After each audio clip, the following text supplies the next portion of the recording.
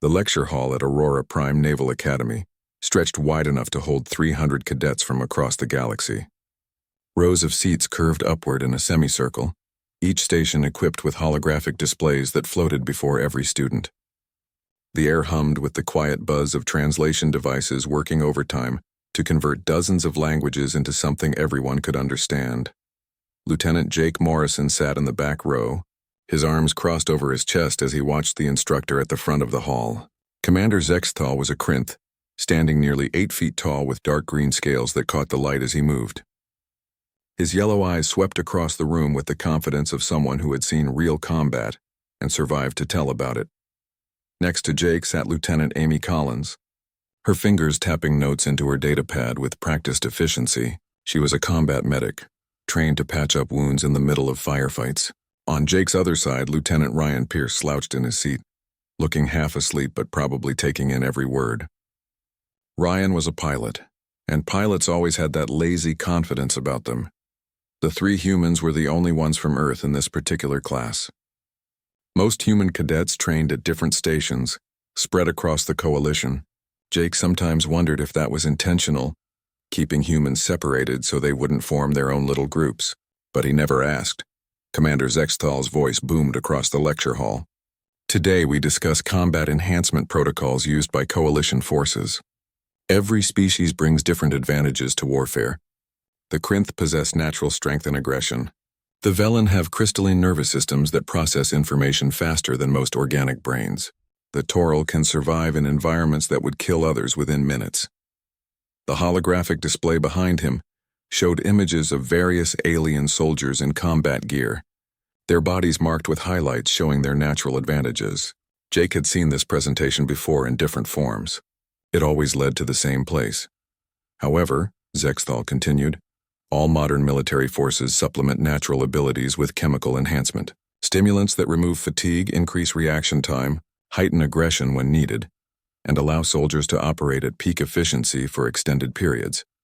The display changed to show molecular structures and performance graphs. The data was impressive. Soldiers on combat stimulants could fight for days without rest, maintain perfect accuracy even under stress, and push their bodies far beyond normal limits. All coalition species use these enhancements, Zexthal said. Then he paused and Jake felt it coming, all except one. The display switched to show the Earth military insignia. A ripple of whispers spread through the lecture hall. Humanity has banned all combat stimulants from their armed forces. This ban is absolute. Human soldiers operate without chemical enhancement of any kind during warfare. The lecture hall erupted in noise. Cadets turned to each other, their various forms of laughter and disbelief mixing into a chaotic sound. Jake kept his face neutral, but he felt Amy stiffen beside him. Ryan just smiled slightly, like he was watching a show he had seen before. A Krinth cadet named Rexar stood up without being called on. Commander, surely this is a mistake. Why would any species voluntarily limit themselves like that? Zexthal's expression was unreadable. The official human position is that combat stimulants pose unacceptable risks to their soldiers. They claim the psychological effects are too dangerous. More laughter. A Velen cadet, her crystalline body refracting light into rainbow patterns, spoke up. Psychological effects? Every species experiences some side effects. That's why we have medical protocols. Are humans really so weak they cannot handle what everyone else manages easily? Jake felt his jaw tighten but said nothing. Amy's fingers had stopped moving on her datapad. Ryan's smile had faded into something colder. Perhaps, suggested a Taural cadet, his voice synthesized through a breathing apparatus. Humans are simply too primitive. They fear what they do not understand. The laughter grew louder. Jake noticed that Commander Zexthal wasn't laughing. The Krinth instructor watched the room with those sharp yellow eyes, waiting for the noise to die down. Interesting theories, Zexthal said finally. Perhaps we should test them. I propose an exercise. The room quieted immediately. Exercises at the Naval Academy were serious business. They went on your permanent record and could determine your future assignments. A combat simulation, Zexthal continued. 72 hours of sustained operations. 6 teams will deploy to a hostile environment scenario. The objective is simple: secure and hold strategic positions while maintaining combat effectiveness for the full duration. Cadets leaned forward, interested now. This was the kind of challenge they had trained for. Each team will consist of 5 members from different species, Zexthal said. However, the human cadets will form their own 3-person team. And here is the crucial detail. All non-human teams are authorized to use standard military stimulant protocols. The human team will operate under their species restrictions. No chemical enhancement. The implication was clear. It would be 5 enhanced aliens versus 3 unenhanced humans, all competing for the same objectives. The alien cadets began talking excitedly among themselves. This would prove once and for all that humanity's ban was nothing but foolish sentiment. Rexar turned in his seat to look at Jake directly. No hard feelings, human. But this will demonstrate what we have all been saying. Your people hold themselves back for no good reason. Jake met the Krinth's eyes without blinking. Maybe. Perhaps after this, a Velen cadet added, your military will reconsider this ridiculous policy. We are doing you a favor, really. Showing you the error of your ways. Amy finally spoke, her voice quiet but clear. Or maybe you will learn something instead. That brought more laughter. The idea that advanced alien species would learn anything from watching humans struggle seemed absurd to them. Commander Zexthal raised his hand for silence. The simulation begins tomorrow at 0600 hours. All participating cadets report to Simulation Deck 7 for equipment and briefing. Dismissed. The lecture hall emptied quickly, cadets clustering in groups to discuss strategy and form their teams. The 3 humans walked out together, saying nothing until they reached the corridor outside. They think we are going to embarrass ourselves, Ryan said. We probably will, Jake replied. At least for the first day or so. Amy looked at both of them. Do you think Zexthal knows? About what really happened? He is Krinth, Jake said. Old military family. He probably knows more than most. They walked toward the barracks in silence. Around them, alien cadets laughed and made bets about how quickly the humans would collapse without their chemical crutches. None of them had seen what Jake, Amy, and Ryan had seen in their history classes back on Earth. None of them knew what humanity had learned about themselves during those dark years. Tomorrow would be interesting. The aliens expected to prove human weakness, but Jake remembered something his training instructor had once said. The strongest chains are the ones you put on yourself. He just hoped the lesson wouldn't be too harsh. For the aliens, anyway. The simulation deck was massive, taking up 3 full levels of Aurora Prime Station. Jake Morrison stood with Amy Collins and Ryan Pierce in the equipment bay, checking their gear one last time. Around them, the 5 other teams were doing the same, but their preparations looked different. Medical officers moved between the alien cadets, administering injections and monitoring vitals on handheld scanners. Jake watched a Krinth cadet receive his stimulant dose. The injection site glowed briefly blue, then faded. Within seconds, the cadet's posture changed. His movements became sharper, more focused. His eyes dilated slightly, pupils contracting to pinpoints. The transformation was subtle but noticeable. They are loading up, Ryan muttered, adjusting his flight helmet. Standard protocol for them, Amy said. She was double-checking her medical supplies, making sure everything was secured properly. We knew this was coming. Commander Zexthal's voice echoed through the bay. All teams prepare for insertion. The scenario is an urban combat zone on a contested colony world. Multiple hostile forces, civilian presence, and environmental hazards. Your mission is to secure strategic locations and maintain control for 72 hours. Each location you hold earns points. Losing a location costs points. Causing civilian casualties costs more points. Holographic displays showed the simulated city they would be fighting in. It looked realistic enough with tall buildings, narrow streets, and plenty of places for ambushes. Jake studied the terrain, already thinking about defensive positions versus offensive opportunities. Team leaders, acknowledge ready status, Zexthal commanded. One by one, the alien team leaders confirmed.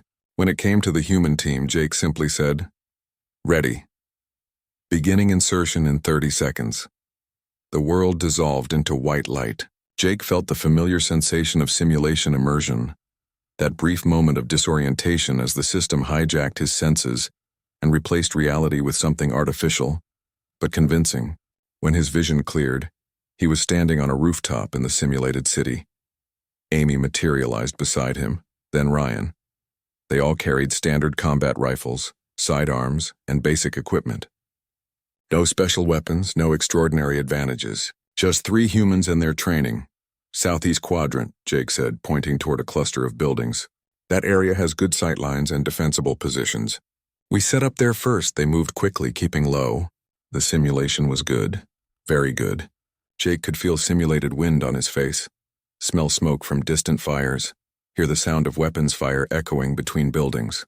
Other teams would be spreading out across the city right now, racing to claim the best positions. The first 12 hours went exactly as Jake expected. They secured a small commercial building with good overlook of two major intersections.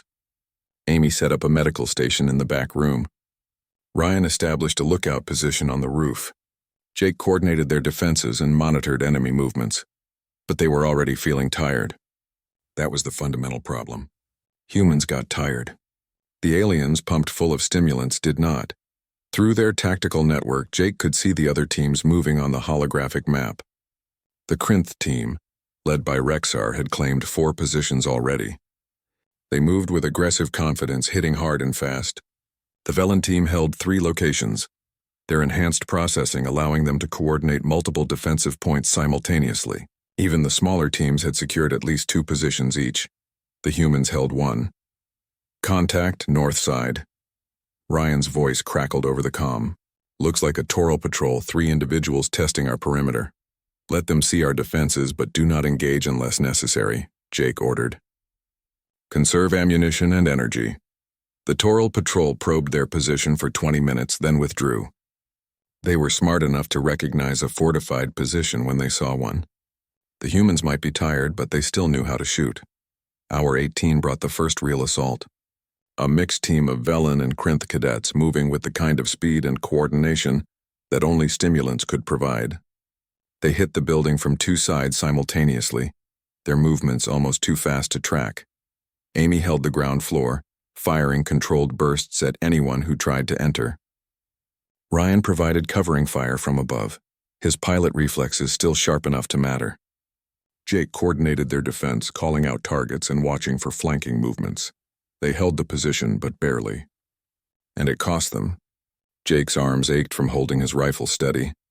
Amy was breathing hard, sweat running down her face despite the climate-controlled environment. Ryan had to physically shake his head to clear his vision after tracking too many fast-moving targets.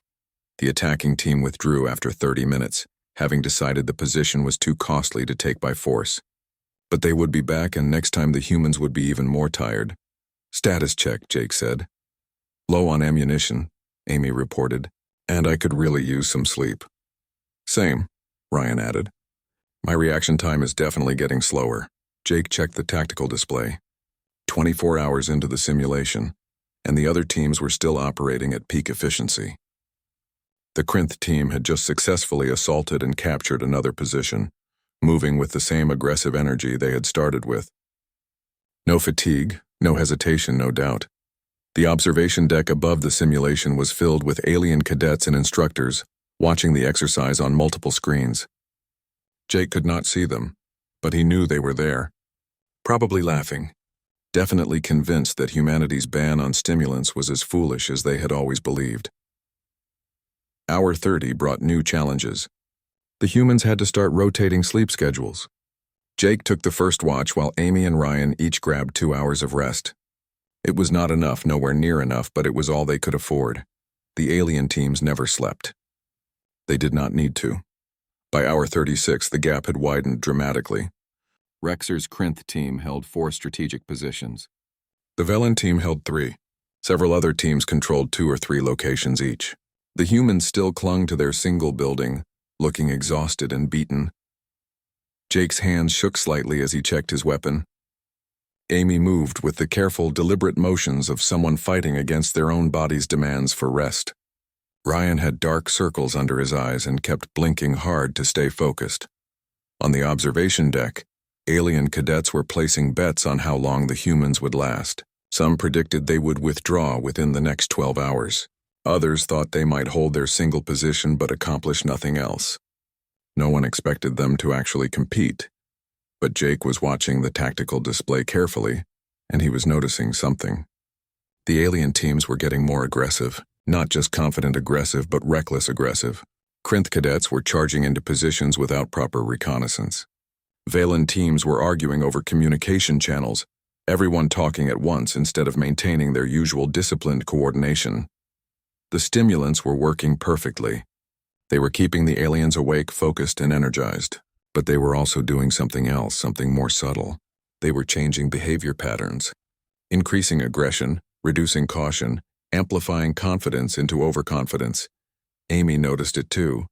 Jake, did you see that last assault by the Toral team? They pushed into an obvious kill zone without checking for crossfire. I saw it, Jake confirmed. Ryan chuckled tiredly from his position. They think they are invincible. Stimulants will do that. Jake allowed himself a small smile. The aliens were so busy being superior that they had stopped thinking tactically. They were running on chemistry instead of strategy. New plan, Jake said. We are not trying to win anymore. We are just trying to survive long enough for them to lose.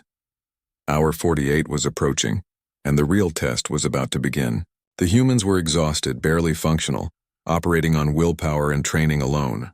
But they were still thinking clearly. The aliens were wide awake, full of energy, and incredibly dangerous. But they had stopped thinking at all.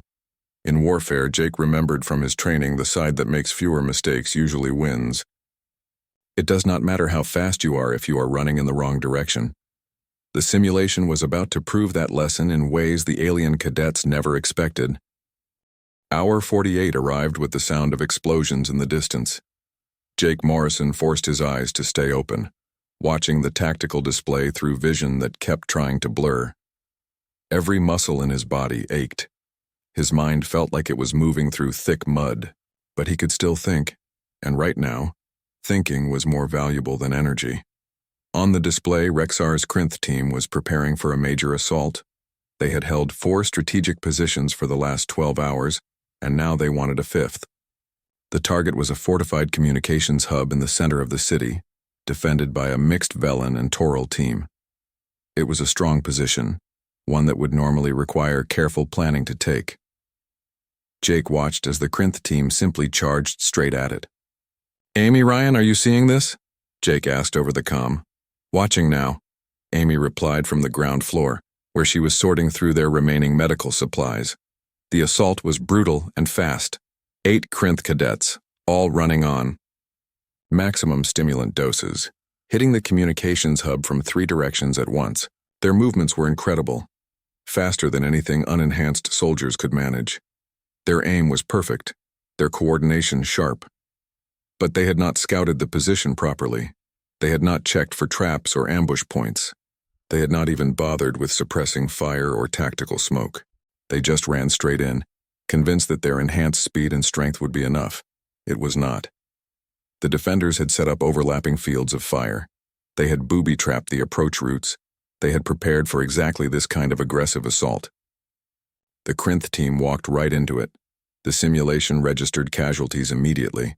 4 Krinth cadets were marked as eliminated within the first minute. The remaining 4, instead of retreating to regroup, pushed even harder. They were angry now.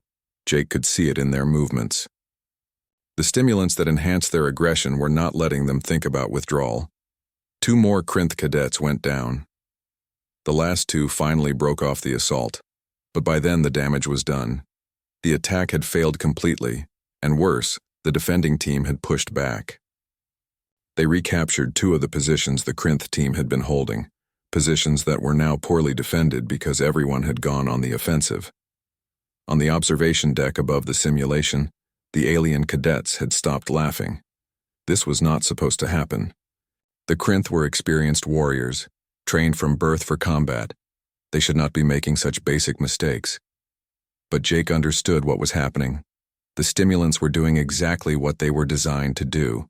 They removed fear, increased aggression, and made soldiers feel invincible. In short bursts, that was useful. Over long periods, it became dangerous. Rexar's voice came over the open tactical channel, and even through the translator, Jake could hear the anger in it. All teams be advised, the Krinth squad is regrouping for another assault. We will take that position. No reconnaissance? Someone asked. We do not need it. We hit harder this time. Jake closed his eyes briefly. That was exactly the wrong lesson to learn from a failed assault. The stimulants were not just enhancing the Krinth anymore, They were controlling them. The chemicals would not let them admit mistakes or feel appropriate caution. Hour 50 brought more chaos. The Velen team, which had been operating with perfect coordination, suddenly began experiencing problems. Their communication network, usually flawless, became overwhelmed with traffic. Every Velen cadet was talking at once, each one absolutely certain that their enhanced perception gave them the correct tactical analysis. Jake listened to their channel, fascinated despite his exhaustion. They were arguing about the best way to defend their positions, but no one would listen to anyone else. Each Velen's stimulant-enhanced brain was processing information faster than normal, reaching conclusions quicker, and becoming more confident in those conclusions. But faster thinking did not mean better thinking, especially when everyone was thinking different things. The Velen team split their forces, each subgroup following their own plan. Within 2 hours, they had lost one of their 3 positions, simply because no one could agree on how to defend it properly. Amy came up to the roof where Jake was positioned. She looked terrible, her face pale and her movements slow, but her eyes were clear. "We need to move soon," she said. "We are too exhausted to hold this position much longer." "I know," Jake agreed. "But look at what is happening out there. The other teams are falling apart." "The stimulants?" "The stimulants. They have been running on them for over 2 days now. Their bodies are fine, but their minds are starting to break." Ryan joined them, moving carefully up the ladder. "I have been monitoring the tactical channels. Everyone is getting more aggressive, more paranoid. The Toral team just accused the Velen of trying to sabotage them." "Are the Velen actually sabotaging them?" Amy asked. "No, but the Toral are so stimmed up that they are seeing threats everywhere." Jake made a decision. "We pull back to a secondary position, something easier to defend with fewer people. We let the other teams wear themselves down fighting each other." They moved as quickly as their tired bodies would allow, abandoning their original position and relocating to a smaller building 3 blocks away. It was not marked as a strategic location on the tactical map, which meant it was worth no points. But it also meant no one would bother attacking it. From their new position, they watched the simulation descend into increasing chaos. Hour 55. Saw the Krinth team launch their second assault on the communications hub. They had learned nothing from their first failure. If anything, they were more aggressive, more certain of success. The result was even worse than before. They lost the assault, and another one of their remaining positions got captured while they were distracted. Rexar's voice over the comm was no longer just angry. It was becoming unhinged. He was demanding to know which team was sabotaging them, convinced that someone was cheating. The idea that his team was simply making bad decisions never seemed to occur to him. Hour 60 brought the incident that Jake had been dreading but expecting. A Krinth cadet named Thorax, who had been running on combat stimulants for over 60 hours straight, suddenly attacked his own teammate. The translator did not fully capture what he was shouting, but Jake heard words like traitor and spy and sabotage. The simulation immediately paused. Emergency medical teams rushed into the simulation pods. Commander Zexthal's voice came over the speakers, calm but firm. "All teams, stand down. Simulation is temporarily halted." Jake, Amy, and Ryan were pulled out of their simulation pods and brought to a waiting area. Around them, alien cadets were being helped out of their own pods, many of them disoriented and confused. Some were still arguing with each other. Others sat silently, staring at nothing. The Krinth cadet who had attacked his teammate was sedated and taken to medical. His teammate was also being treated for minor injuries. The violence had been real, even if the battlefield was not. In the waiting area, Jake sat down heavily on a bench. His whole body felt like it was made of lead. Next to him, Amy was already half asleep, her head drooping forward. Ryan had his eyes closed, but Jake could tell he was still awake. The alien cadets were talking in clusters, their voices a mix of confusion and defensiveness. They had all seen their performance in the simulation. They had all watched themselves make increasingly poor decisions. But most of them still did not understand why. Commander Zexthal entered the waiting area, his expression unreadable. Behind him came several other instructors and medical personnel. They were carrying datapads with simulation results and medical readouts. The exercise is concluded, Zexthal announced. Debriefing will begin in 1 hour. All cadets are to report to Lecture Hall 1. 1 hour. That gave Jake just enough time to maybe grab a quick nap and something to eat. He looked at Amy and Ryan. We survived, Ryan said quietly. Barely, Amy added. Jake nodded. They had survived. They looked terrible. They had performed poorly by most metrics, and they had held exactly 0 strategic positions at the end. But they were coherent. They were functional, and they had not attacked any of their teammates. Sometimes Jake thought just staying sane counts as a victory. The lecture hall was completely silent. 300 cadets sat in their seats waiting. The usual buzz of conversation was absent. No one was laughing now. Jake Morrison sat in his usual spot in the back row, feeling slightly more human after a quick shower and a meal. Amy Collins looked better too, though her eyes still had that tired redness that came from pushing too hard for too long. Ryan Pierce had actually managed to sleep for 30 minutes and seemed almost normal. Around them, the alien cadets looked uncomfortable. Many avoided eye contact. The Krinth cadets sat with unusual stillness, their natural aggression dampened by what they had experienced. The Velen were quiet, their usually constant communication reduced to silence. Commander Zexthal entered and walked to the front of the hall. Behind him, a massive holographic display activated showing data from the simulation. Graphs, statistics, tactical maps all marked with timestamps. What you experienced today was not just a training exercise, Zexthal began, his voice carrying easily through the silent hall. It was a demonstration, one that my superiors required me to conduct after reviewing incident reports from joint operations involving human forces. He gestured to the display. The graphs showed performance metrics for all teams over the 72-hour period. At first, the non-human teams dominated every category: faster movement, better accuracy, superior coordination, more objectives secured. Then, around hour 40, the lines began to change. Notice what happens here. Zexthal pointed to where the performance lines started diverging. The stimulant-enhanced teams maintained their physical capabilities. Reaction time stayed fast. Accuracy remained high. Energy levels never dropped. He paused, letting that sink in. But look at these other metrics. Decision quality, risk assessment, team cohesion.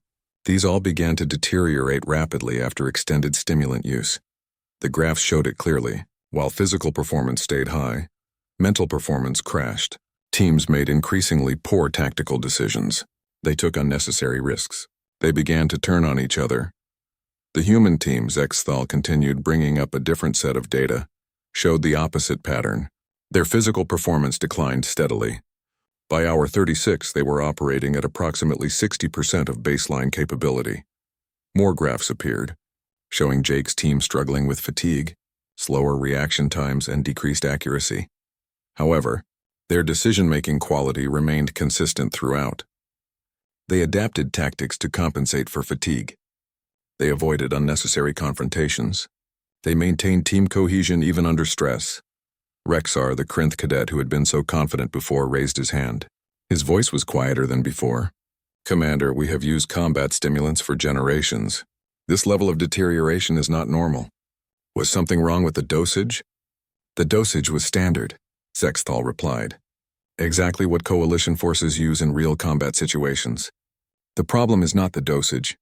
The problem is the duration combined with species-specific neurology. He brought up new data, this time showing brain scans and chemical analyses. Jake could not fully understand all of it, but the pattern was clear even to him. Krinth neurology processes aggression through specific hormone pathways. Stimulants enhance these pathways effectively in short bursts, but extended use causes a feedback loop. More stimulants lead to more aggression, which triggers the release of more natural hormones, which amplifies the stimulant effects. The Krinth cadets were listening carefully now, their earlier pride replaced with something like concern. Velen crystalline neural structures process multiple information streams simultaneously.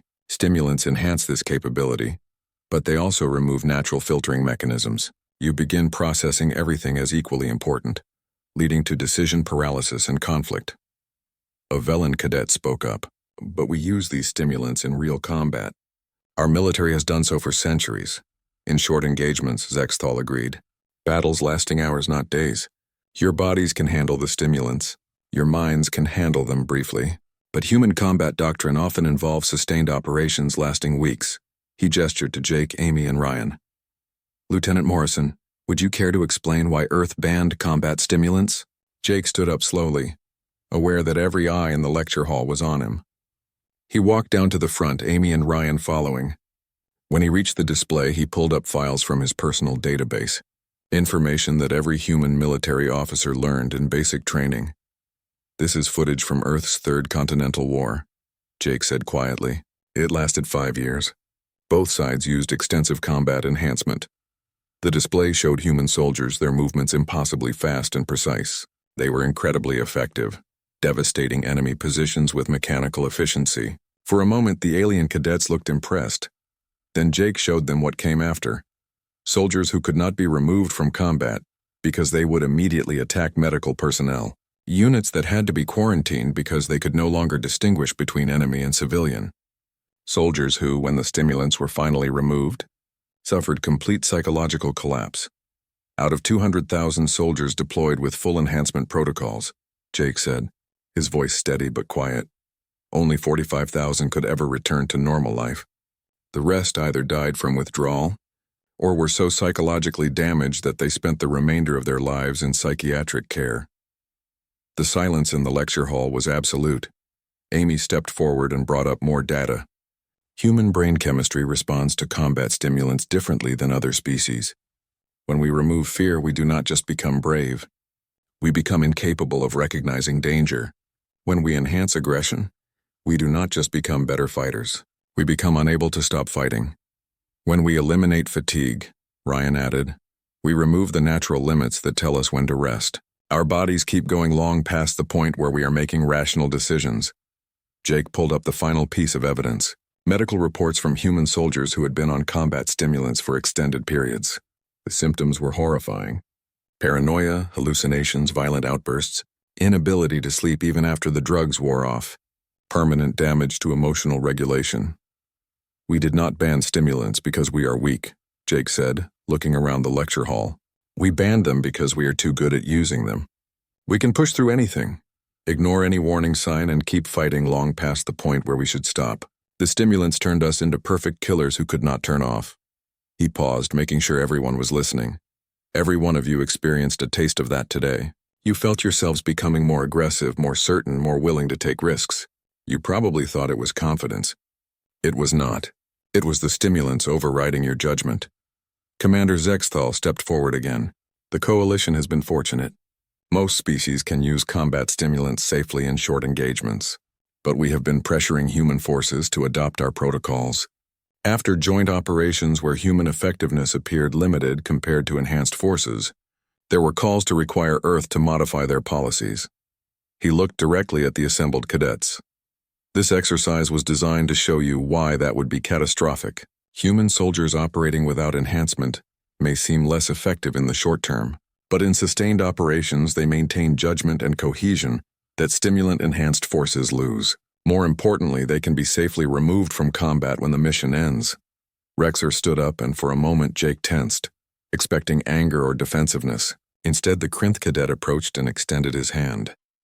I underestimated your people, Rexar said simply. I thought your ban was weakness. I understand now that it is wisdom. Jake shook his hand. It is wisdom we paid for. Every species has scars. These are ours. Around the lecture hall, other alien cadets were looking at the humans with new expressions. Not pity or contempt, but something closer to respect. They had seen their own performance deteriorate. They had felt themselves losing control, and they had watched the exhausted humans maintain discipline through it all. The debriefing continued for another hour, but the lesson had already been learned. Sometimes the strongest choice is restraint. 3 days after the simulation, Jake Morrison found himself in the Academy Library, a massive space that curved along the outer ring of Aurora Prime Station. The walls were lined with data terminals and holographic displays, each one capable of accessing the collected knowledge of dozens of civilizations. He sat at a quiet terminal in the corner, reviewing tactical reports for his next assignment. Someone cleared their throat behind him. Jake turned to find Rexar standing there, looking uncharacteristically uncertain. The large Krinth warrior held a datapad in his clawed hands. "Lieutenant Morrison, may I speak with you?" "Of course," Jake said, gesturing to the seat across from him. Rexar sat down carefully as if worried his size might break the furniture. For a long moment he said nothing, just looked at his datapad. Finally he spoke. "I've been reading about the Third Continental War. The files you showed us were only a summary. The full reports are—" He paused, searching for the word. "They are disturbing." "Yes," Jake agreed simply. "There was a battle. The siege of Chicago. Human forces on both sides, both using maximum enhancement protocols. The fighting lasted for 11 weeks. By the end, there were no organized units anymore. Just individual soldiers who could not stop fighting even though the strategic objectives no longer existed." Jake nodded. He knew the battle well. Every human officer did. It was required study. A reminder of what happened when humans removed all their limitations. Medical teams finally ended it by flooding the entire combat zone with sedative gas. Rexar continued. 20,000 soldiers knocked unconscious because there was no other way to make them stop. And most of them never recovered. They spent the rest of their lives in institutions, their minds permanently damaged. That was when Earth's military leadership made the ban absolute, Jake said. Before Chicago, stimulants were just restricted. After Chicago, they became forbidden under all circumstances. The risk was simply too great. Rexar set down his datapad.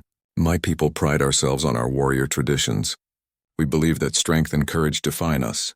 But what I saw in the simulation, what I felt, that was not courage. That was something else controlling me." "The stimulants were doing what they were designed to do," Jake said. "You were not weak. The chemistry was just incompatible with extended use. But you handle it worse than we do.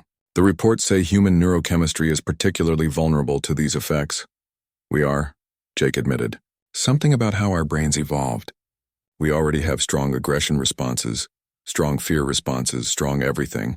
The stimulants amplify what is already there. For us, it becomes overwhelming very quickly." A Velan cadet approached their table, her crystalline body refracting the library's soft lighting into rainbow patterns. Jake recognized her from the simulation, one of the team leaders who had performed well before the coordination breakdown. "I apologize for interrupting," she said, her voice having that musical quality that all Velan possessed. "I wanted to ask Lieutenant Morrison something." "Please sit," Jake offered. The Velan settled into a chair, though sitting seemed more like a formality for her species than a necessity. "I have been analyzing the simulation data. Your team held only one position for most of the exercise. By standard metrics, your performance was poor. Yet Commander Zexthal presented it as if you succeeded." "I am confused." Jake smiled slightly. "What were the mission parameters?" "To secure and hold strategic positions while maintaining combat effectiveness for 72 hours. "And how many teams actually maintained combat effectiveness for the full duration?" The Velan was silent for a moment, processing. "None of the enhanced teams did. We all experienced degradation in decision-making, judgment, and cohesion. So by completing the mission parameters, even while holding minimal territory, we succeeded where others failed. But surely raw performance matters. We secured more positions, eliminated more enemy forces, and controlled more territory." "In the short term," Jake agreed. "But wars are not fought in short terms. Real combat operations last weeks, months, sometimes years. If your forces become psychologically unstable after 3 days, how do you sustain longer campaigns?" The Velan's crystalline structure pulsed with light, a sign of deep thought in her species. "We rotate forces. Fresh units replace those who have been enhanced for extended periods. That works for some situations," Jake acknowledged, "but it requires massive resources and logistical support. What happens when you are cut off from reinforcements? What happens in sieges or defensive operations where you cannot rotate out?" "I see," the Velan said slowly. "Human forces are designed to be sustainable without external support." "We are designed to be sustainable, period," Jake corrected. "Because we learned that forces which burn bright and fast eventually burn out completely." Ryan Pierce appeared from behind a shelf of data terminals, carrying a cup of something that smelled like coffee but probably was not. He joined them at the table. "The observation deck recordings have been made available to all cadets," Ryan said. "People are watching them. There are a lot of uncomfortable conversations happening. What kind of conversations? Rexar asked.